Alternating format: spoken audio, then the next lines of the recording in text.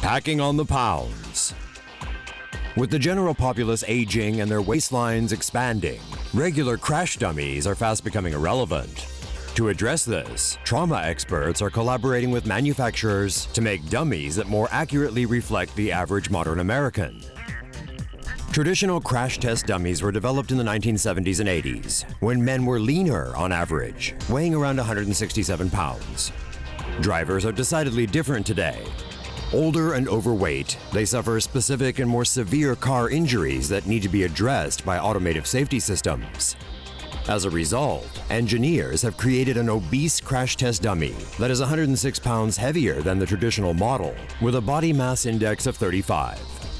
A prototype has also been produced for an elderly and overweight female dummy, which has a BMI of 29 and a sagging torso to reflect its older physique. Manufacturer Humanetics has been working with teams from the University of Michigan in an effort to get safer cars on the road and reduce the number of crash fatalities. YouTube's ad policies are killing creators, but you can help. Be a hero at patreon.com/TomoNews. Keep watching for more stories about America's expanding waistlines. Brace yourself, viewers. The following story contains positive news about the average American's diet. More than a third of American adults are considered obese, but studies show they're working on it. The average American is actually consuming fewer calories than they were in 2003, when caloric consumption reached an all-time high.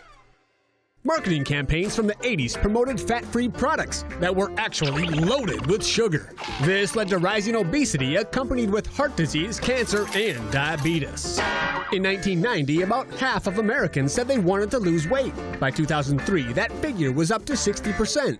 Well, Americans cut back on their full-calorie soda consumption from 40 gallons per year in 1998 to 30 gallons in 2014.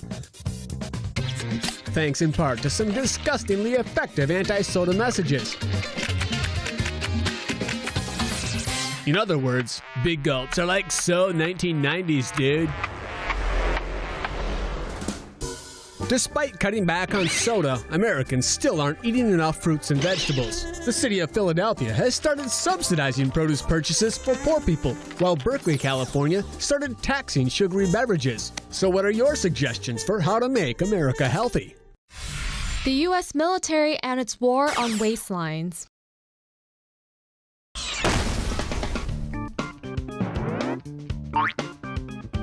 The U.S. military has a new enemy, one that doesn't hide in the shadows like Al-Qaeda,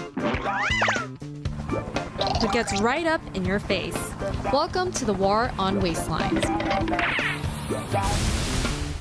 In order to advance, military personnel must pass the Pentagon's body fat test.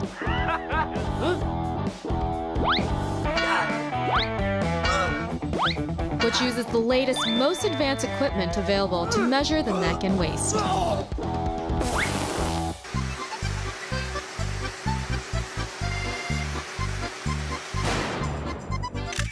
Problem is that some soldiers are turning to liposuction to remove double chins or extra love handles for fear of being booted or getting a demerit.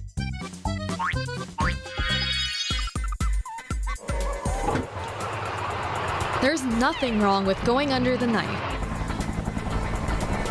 But maybe these soldiers should think about getting something other than lipo.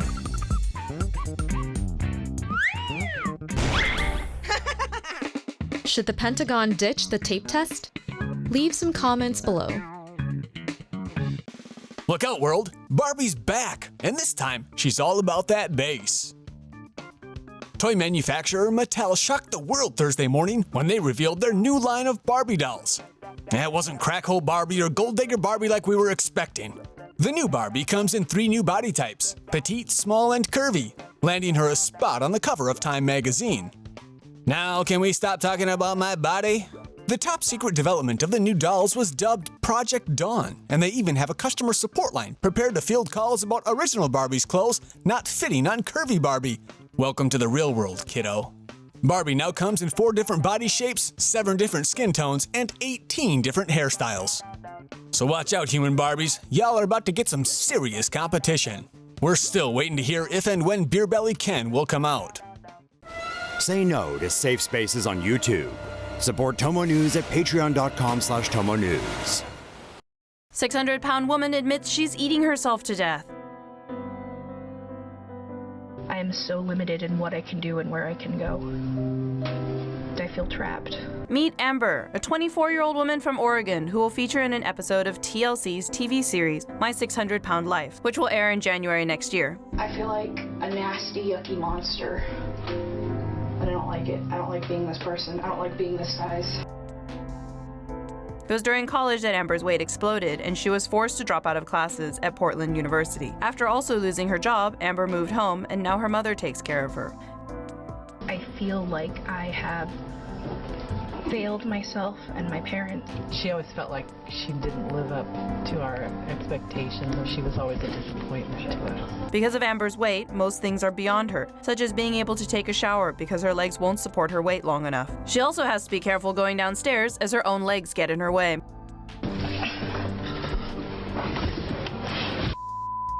I see a lot of pity in my mom's face when she looks at me. Mostly, I think she's just sad for me. And I can't handle that.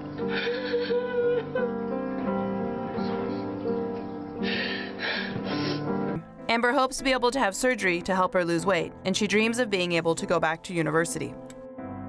Sometimes I think to myself, I'm never gonna change. Former Marine booted from plane for being too fat to fly. American Airlines is under fire after a veteran was reportedly kicked off a flight for being too fat. Chris Shelley had just boarded a flight in Dallas bound for Orange County on Friday when, he says, a petite old lady sat down next to him, then moments later got up and walked to the front of the aircraft.